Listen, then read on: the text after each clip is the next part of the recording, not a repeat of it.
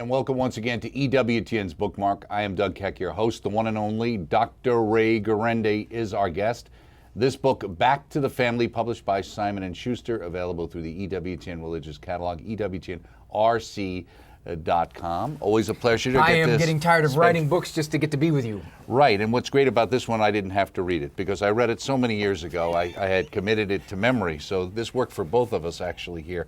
Back to the Family, and it's How to Encourage Traditional Values in Complicated Times. Okay, yes. Is that still the name? Now, this came back like 1990, so this is a fairly old book, but it's still in print. I was in middle school. It was still in print. Okay, so I knew you were a prodigy, and that you're prodigious in your work, but I didn't know. Now, did it really take you 3 years to do the research for the basis of this book? The travel. Mm-hmm. Those families were from all 50 states. Okay. A couple from Birmingham, by the way. Mm-hmm. And we went around. Are they still together? I don't want to follow up on that because these are supposed to be great families. You know, a couple of clinkers in there could blow the whole book. So you haven't done any follow-up research No. Here. Okay, this isn't a longitudinal study. No, okay. Point in time. I got 3 years, got what I needed, and I wrote the book. Okay. So the question is, where did the idea come from to do this Back to the Family? Why was that something that, proven advice on building a stronger, healthier, happier family? What was the genesis? Was this an idea you had back in 1990? This is the second book you wrote, right, as I understand it? And what was the name of the first book? You're a Better Parent Than You Think. Okay, that's your first book. You did this. Did the publisher approach you? Did you approach somebody else? Was there a hospital or a research group Children's involved? Hospital Medical Center of Akron. Okay. Their VP, a good Christian man, decided what would happen if we didn't go to the guys with letters after their names, the PhDs and the MAs and the LLDs, and ask them, because we're an very expert-driven culture. Mm-hmm. And if you want to truly be an enlightened parent, well, you got to go to the pros. We said, what if we went to the real-life pros? Okay. The parents. So it wasn't that they went to you because you were semi-professional or non-professional. It was like you were actually the professional in this. They said, can you put this together? I missed that for a second. Well, maybe that's why they went to you. Here's the deal. How do you get good families? You can't give them a form and say, here, fill this out, we'll decide if you're a good family. What's a good family anymore? Tell me what a good family is. Even in 1990, I would think you had a different set of standards of 1990. You were this close. But we talked to a couple of your close acquaintances, and we couldn't include you. That's right. But you were very close. You would have been in the second tier. Right. Yeah, I was a couple of years away. Yes. That's good. Yes. Well, my wife would have been with my children. You take me out. I was the negative points that pulled us out of the survey. It's kind of what you counterbalanced it. Yeah, you did. I know. I understand that. Yeah. So we went to National State Teachers of the Year, all 50 states. Mm-hmm. If you had to pick out kids who were representative of moral, responsible, admirable, delightful young people. Mm-hmm. Tell us who they are. We want to talk to their families. Mm-hmm. That's how we did it. It was a vague definition, but we geared it not towards prodigy or accomplishment or achievement, quality of character. But how do you define character? I mean, how does anybody define anything? Isn't that part of the deal of what you're trying to deal with when you take on the psychological establishment? Right, and I believe you may be even writing a book that's going to address that in the near future that we'll look forward to as well, right? We used a traditional definition. Mm-hmm.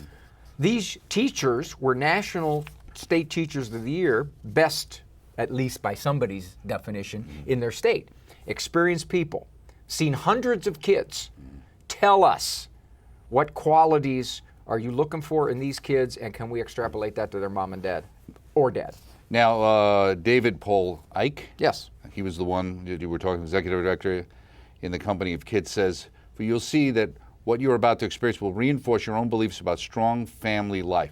It's interesting, too, because it reminds me of people watching EWTN, where they watch what's happening on EWTN.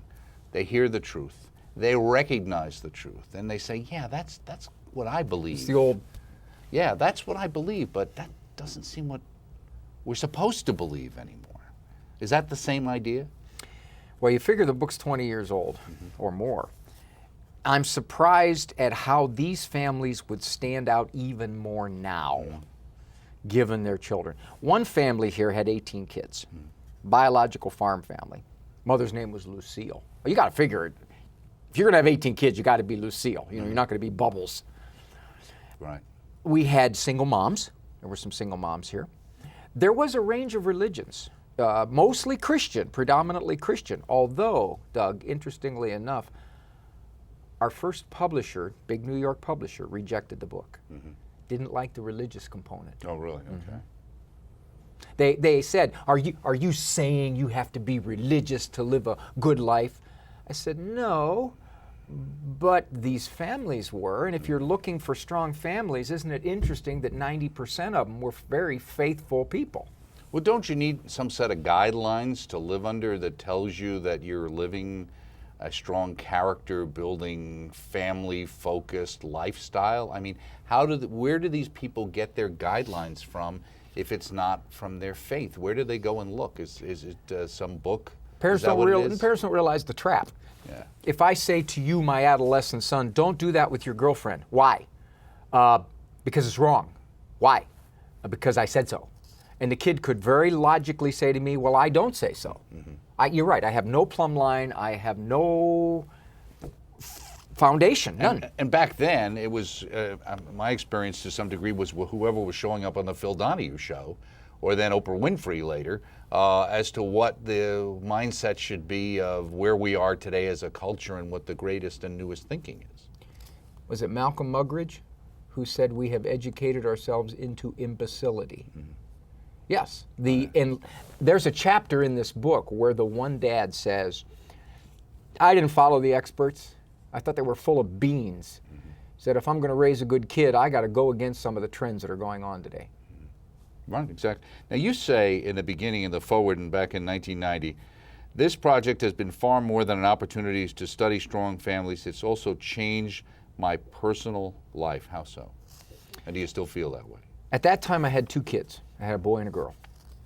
The standard American family kind of thing. Okay, so you had your quota. That was it, yeah. If we adopted any more people saying, what are you doing? You've already got a boy and girl. Right. I saw how these families did this. And even at that time, I'd been in the field probably 15 years. I listened to this level-headed, common sense, I don't want to call it farm wisdom, but you could characterize it that way. I remember I came out of grad school and I was doing an internship in a small rural mental health center. I figured, okay, I'll tell these people how to be parents. I had a farm mom come into my office. She had 8 kids. And about halfway through the session, I realized this woman knows more about raising kids than every letter I got after my name in every class that I took. Well, let me ask you a question. You know, some might think, at least back then, you know, you're living out in the rural area. Are there neuroses out there as well? I mean, what did she come in for? Was it she was overwhelmed with having kids, or what when you got 8 kids, you're going to throw a bad pup. Okay. She had a kid she was having trouble with. Yeah. Okay. So who are the quiet experts that you went and consulted? Are those families? Yes. Okay. The people that nobody would look at to say, if I'm having a problem with my family, I'm going to go to my cousin over here who has a great family because she doesn't have letters after her name. Right. Well, I found, I have to say, and I will say this about my wife, is that many times, many people will come and talk to her, or even members of her family will, and because they know that they can count on her, but they miss the point that the reason they can count on her, not because she's just innately a wonderful person, but she lives out her faith. And then that's where her strength comes from. But it's like they get that far and they go, oh, Interesting story about this, backstory, Doug. The guy who designed the questionnaire for these families, David Icke, had no clinical experience. So he had this very several-page short answer essay questionnaire. No questions on religion. It came out so prominently in the interviews that I advised him. I said, David, you got to go back and you got to start asking some questions on how faith intertwines with the way these people live and raise their kids, because it's coming out so obviously. We didn't ask about it. So without being asked, they would bring it up. Yes, absolutely. They would be talking about something that they expected of their children, and they would say, of course, we realize without a belief in God, this could not be possible, and then it would come out. And I would say things like, well, it's one thing to say you have a belief in God. Give me some specific examples of how that enters your life. One dad said he went up to his son when he was about 17, he said, I know you're going to be tempted to drink. Tell you what, till you're 21, I won't drink either. Now, that's not going to keep the kid from drinking necessarily, but it makes a statement. One mom said her daughter came up to her and said, how come you're allowed to watch R-rated movies and I'm not? Mom said, I'm older, and the movie rating system kind of says that I should be able to because I can dovetail. And she said, the more I talked, the stupider I sounded, because what I was really saying is, well, we have different morals. She went to her husband, said, let's not watch any movies our children are not permitted to watch. So they tried to put it into practice, that kind of living the moral faith. Well, what do you say to somebody who might be watching the show? Let's say somebody who's, they're not living out on a farm, and maybe they don't have 8 kids, and maybe they're living in the midst of New York or some other world, and they listen to this and they say, well, it's not real. It sounds a little extreme. I mean, real. I'm trying to live in the real. I care. I love my faith. I want my kids. But, I mean, some of that stuff seems like, do I have to wear a jumper or something to live like this? Or people are going to think there's something weird about me? And isn't our goal to show people we're not weird, and that by living the faith we're just as normal as anybody else, except we have this great faith? And do those things allow people to tag us as strange? A couple things parents now have to realize, Doug. A good, strong, supervising, faith-filled parent is a minority. The culture doesn't think like they do. That doesn't mean you don't interact with the culture, but you recognize that you can't parent by consensus because the consensus doesn't think like you. So that's the first thing. The second thing is... Now, at one time, could you, with the extended family and the way things used to be with grandma and all in the neighborhood, was there somewhat a more consensus, or was it never like that? Without looking back through rose-colored glasses, and you look at the demographic statistics, you can say yes. Okay. Small example. In 1960, the out-of-wedlock birth rate was under 5%. It's 42 now. The divorce rate was under 5%. Okay, it's anywhere between 30 and 40% now. The number of children per family was about 3 to 4. Well, now it's about 1.9. Okay, so there's been a radical shift. And so people of serious faith are finding themselves a bit in a shrinking minority. Now, your question was, are they beleaguered? Do they feel like, I can't fit in, so therefore I'm going to circle my wagons? Right. No. You have to recognize this is something you got to navigate. Right. You got to navigate it. All right, our Lord sat with the tax collectors and the sinners, and he deep fellowship ate with them, kind of thing. Right, and we have to be able to deal with the culture and interact with the culture, because it's the only way it's going to make it better. We just have to make sure that we're not getting more affected than we're impacting. Now, in chapter 5, you say, what excellent parents are not, and you say excellent parents are not all born to be parents. There's an idea, especially among religious parents, that there's a bit of a formula. A spiritual formula. If I do all the spiritually correct things, my kid is going to turn out a certain way. These parents essentially struggled. They found themselves really at a loss sometimes to know what to do. They had children that, in fact, did bounce around a little bit. Okay, this is not something where each kid was a paragon of exemplary status every step of the way. No, not necessarily. This is end product type stuff. Okay? So they spoke in that chapter of their frailties, of their humanness. Some kids, Doug, this table could raise them. And then you got other kids that no matter what you do, it's going to bounce off of them for the longest time. Well, there's something called free will, so at a certain point you have to realize. And wiring. Yeah, true too, right. Now, excellent parents are not paragons of patience, you say, and excellent parents don't have all the answers. Is that part of the thing? Is we live in a culture, it seems today, to be that if you're saying to do it a certain way, well, it has to be perfect. If I can find some indications where it isn't always the case or isn't always perfect, I don't have to do it. Then I don't have to do it. Absolutely. Right. That's exactly where we're at. Unfortunately, that club is used on people of faith. Because you see, you're religious, you go to church, you do all these things that Jesus tells you to do. Your kid didn't turn out so good. Who are you to talk? Exactly. Now, you also have in here about children rearing, the ultimate learning experience. Experts everywhere. Now, we can sit here and we can talk about the Phil Donahue experts and the Oprah Winfrey experts and other people who might have been on Oprah Winfrey at one time. What makes you... You're so subtle. What makes you the expert that we should be listening to? Why aren't you just one other expert? And that is the true catch-22 question. I think it's in the tone of the advice. Many experts give advice that say, if you don't do it this way, let me warn you what's going to happen to your child psychologically now and in the future. My approach is, I got some ideas based on my experience, based on common sense, based on my working with thousands of families. Here, see what you think, try it out, see if it fits within your moral value system. If it doesn't, dump it. And can you take it to some degree as a Chinese menu in a sense of saying, these are the things that work for me, these other ones I'm not, so it's not just... I broadened it out further. People will say to me, well, you have 10 children, so therefore you know what you're talking about. And I will say, wait, it's not the 10 children.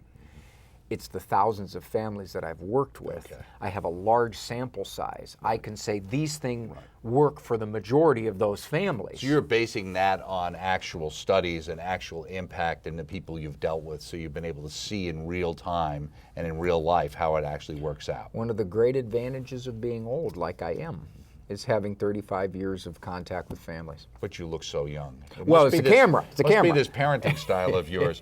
Parent and child, who's raising whom? Is that getting better or is it getting worse? Unfortunately, I think it is getting worse. Okay. It's a function partly because we have less children.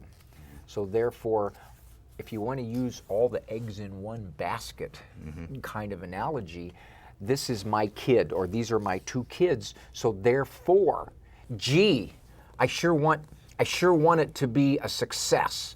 And I don't want any kind of struggle or friction or my kid to dislike me because of my standards and discipline. Therefore, I will yield, I will make things good and pleasant according to the child's terms. Do you see that also as a function sometimes, because you talk about time in Chapter 10, the essence of parenthood, is that because of the world we live in where there's lots of pressure or perceived pressure for us to achieve. And so even if you have a mama who's lucky enough to stay at home and raise the kids, they've got 25 different things they're supposed to show up and go to ballet school and do this and do that. So at the end of the day, to some degree, and if you're dealing with a situation with either a single parent or just where mom and dad both work, they don't have time for problems. And so they tend to gloss over them. Is that part of the problem? It's huge. But I think there are ways that we can negotiate our time. For example, back when we had the kids, if we were going to play Little League with 2 of those boys, and we got them in a league where they played 2 games a night and 3 practices, now that's 5 nights a week for one kid. That's ridiculous. We didn't do it. Okay? So many parents feel like they have to raise this well-rounded kind of experienced kid in chess and ballet and gymnastics and Sanskrit learning to have the full experience of childhood. I call it pursuing the good at the cost of the best. Sure, those things are good, but what you lose is what you're talking about. And is that a lot of peer pressure because they look around and either not only the culture, but it's like the couple down the block, the people they're going to the, asking you, well, so when are you signing up for ballet school? You're deficient as a parent if you don't do that. Well, you're holding them back. I mean, someone might say to you, well, because you're too lazy to take your kid to, he might have gotten a scholarship to college. You're right. That is true. That is true. Right. Now, communication, the basics and beyond. Now, that can apply to everything. I mean, everybody talks about relationships and communication, but an old group had a song called Communication Breakdown. When it comes to parents talking with their kids and vice versa, that is really the ultimate example of it. How does one communicate? One of the great findings in this book. The experts talk about the words you're supposed to use. You're supposed to use I messages, not you messages. Active listening, win-win scenarios kind of thing. So there are these formulaic techniques to communicate. In a lot of ways, business oriented. That's right. They come out of business studies and stuff of how to negotiate and work, etc. And you see what's happening in our businesses. Right. So given that, these parents said, we found that when you communicate is more fruitful than how. For example, the best communication times, bedtime with little kids. Little kids will stall like crazy at bedtime just to talk to you. Right. One mom said, when we got in the car, I turned the radio off. And if it was dark, it was much more likely that my child was going to tell me things that I might not hear otherwise, because there's that, there's that anonymity in the shadows kind of thing. Right. Okay. Another mother said this. She found that when she went and did the chores beside the kids, they talked. Right. You're washing, I'm drying. Right. Hey, Mom, you know what happened to that kid that kid you told me to stay away from? Let me tell you what he did today. Just starts trickling out. So they found that the timing of the communication really helped. Well, let me ask you, this is 1990. We live in a world today where, from a communications perspective, we're communicating all the time. It's just electronically. So you've got, and we all know the standard line, you go every place, everybody sits down to have dinner together and pulls out their cell phone. And you have kids who are actually texting each other at the same table, let alone talking. So how does a parent break into that? What do they do? Sorry, this just came in. You've got another message. Yeah, I just texted you this question. I was trying to give you a heads up that this was coming. I'll be right with you. I had a foot pedal working on my phone down below here, so I wanted to send that ahead of time so do you knew you that realize question was coming. I have now come to the conclusion. I used to say, well, if your kid has a cell phone, you got to monitor it, really closely monitor it. I don't say it anymore. I say, you better really hold off as long as you can in putting a cell phone in this kid's hands. From what age do you recommend, or does that depend on the child? 16 to 18. Wow. Most parents, that's so far extreme for most parents. Right. Because what the children have done, you remember how you said, are children educating us? What the children have done is they've taken that age and they've got it down to 8, 9, 10. Right. And the parents go along with it. Right. Well, it's the same way, just the way the marketing of clothes and things and relationship things. You've got these kids going back to grammar school wondering about how good they're going to look for their boyfriend and girlfriend or other classmates. Think about this, Doug. I don't want to go too far into the weeds. But what culture has ever thought it was cool to wear torn clothes? I just noticed that again. Yes. Right. I did notice that again. So there's a lot in here. Great Expectations, Chapter 12. I can think some people think your parenting style came right out of Dickens sometimes, but these parents spanked. Yes. 70% of them said we have spanked. Right. Now let me ask you a couple of questions here, just to kind of sum up things. Okay.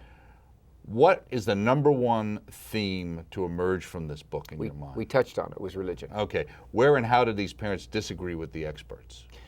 Spanking was one. Spanking was a big one. Another one was that chapter, Great Expectations. They said we go against the cultural flow. We do not use the culture to guide us and other parents to guide us. That was a factor. And what was the most surprising thing you found in doing this? And did you then take that information and apply it to your own parenting style? 25% of these families had ugly, chaotic, traumatic, nasty, alcohol-ridden childhoods. They went on to be the best parents somebody had ever seen. Why? Did they make a determination to say, I'm going to do better? Why isn't it? Because usually what we hear is some troubled child, and they're dealing with, and well, they're acting out because their parents acted out, and they treat their, and it just keeps cycles going on. So that does happen. Yeah. But you also do get people who have the ability to break the cycle. I remember, and I'll just speak for my father. My father was a big hugger, and he always said, I did that because my dad didn't do that. And I said, I'm not going to do that. I'm going to make sure I hug my kids and make sure they know I love them. You know what I mean? And so that made it easy for me to be like that. I had a mother in this book who told us that her 2-year-old brother died when she was 5. She said what kept the scab ripping open throughout her childhood is her parents would say to her when she frustrated them, you know the wrong child died? Now that's hideously unspeakable. Right. Yes, she said exactly what you just said. I called it reverse resolve. She became determined that if she ever became a mom, her children were never going to doubt her love. And there was a lot of that in there. They saw how ugly it was Right. when the cops would come to the house before breakfast. And just before we go, have you seen a kind of a backlash against the latchkey kid approach? That there are women out there who were raised that way and really don't want to raise their kids that way. Reality always wins. So when we come up with our nutty notions that are enlightened and we push them on the rest of the culture, ultimately reality says that doesn't work. And there's a certain percentage of people who say, I'm not doing it that way. And so your next book is? Advice Worth Ignoring. That's where I take the common expert pieces of trendy psychobabble stuff and I take them apart. Very good. We'll look forward to that. Thank you, Doug. You're a voice of sanity in this crazy world. Thank you very much, Dr. Ray, and a wonderful radio show. Dr. Ray Guarendi, Back to the Family, available through the EWTN Religious Catalog, EWTNRC.com. Check it out. Check us out next time right here on EWTN's Bookmark.